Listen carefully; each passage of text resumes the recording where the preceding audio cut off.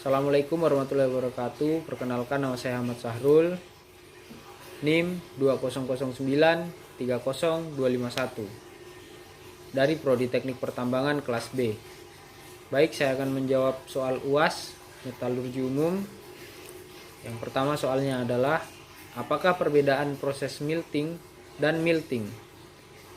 Smelting adalah sebuah proses metalurgi ekstraksi untuk mengambil logam dari bijinya dengan memanaskan biji logam melebihi titik leburnya. Biji yang merupakan senyawa oksida dan sulfida dipanaskan dengan tanur suhu yang tinggi.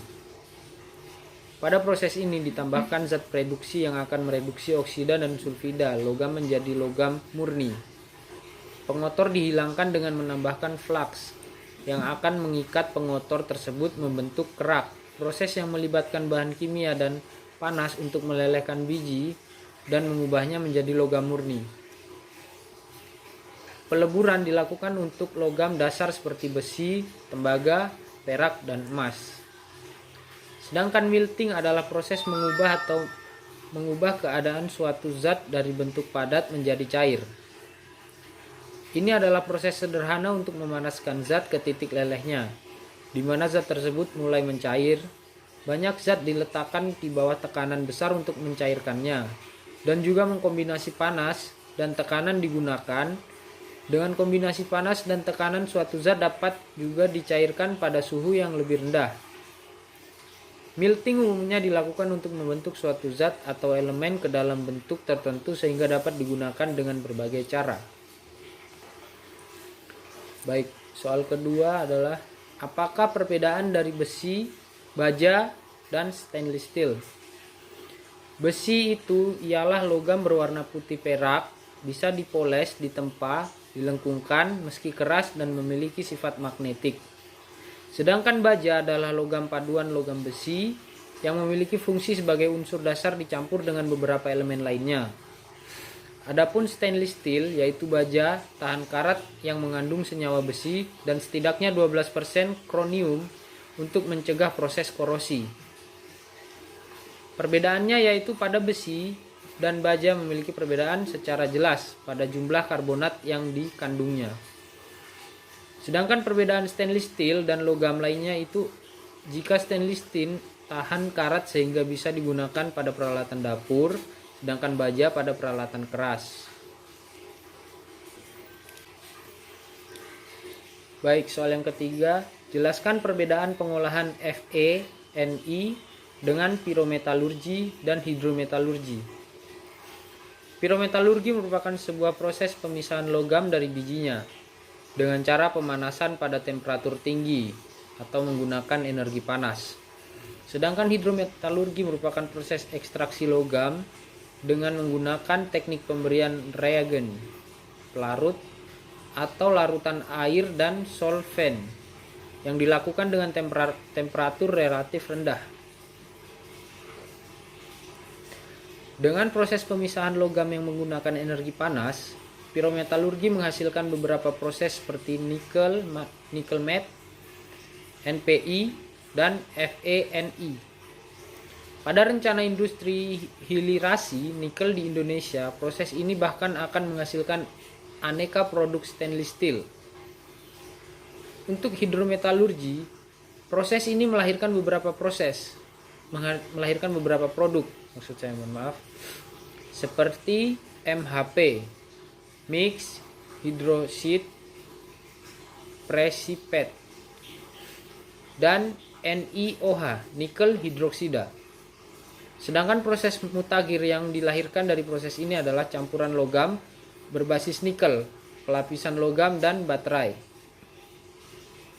Menurut data Kementerian ESDM, dalam peluang investasi nikel Indonesia, proses pirometalurgi memiliki kapasitas input smelter sebanyak 95,5 juta ton per tahun.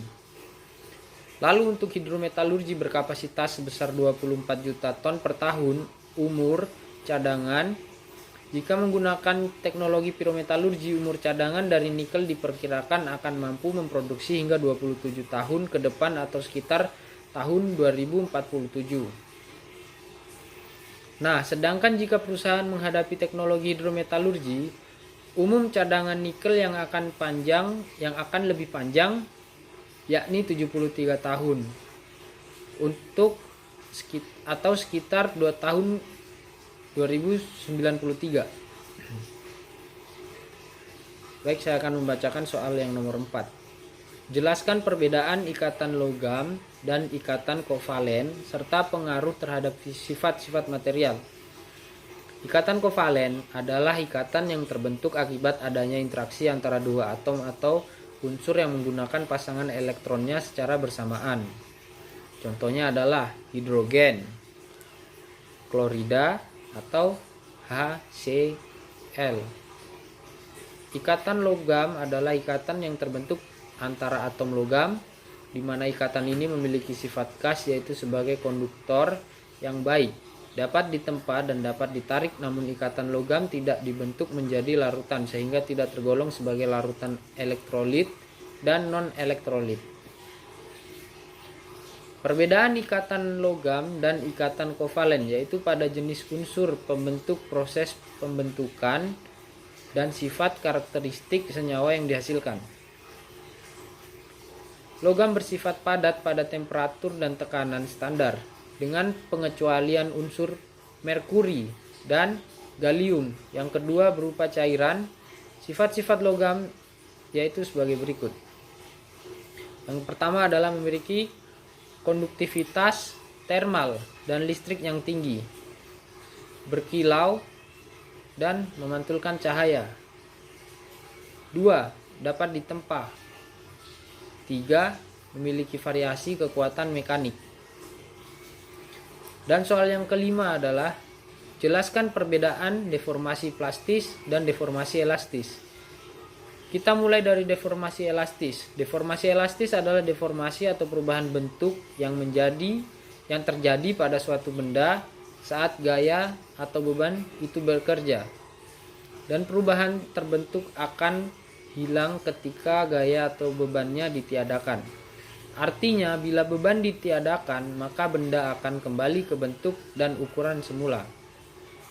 Deformasi plastis. Deformasi plastis adalah deformasi atau perubahan bentuk yang terjadi pada benda secara permanen walaupun beban yang bekerja ditiadakan. Baik, sekian dari saya.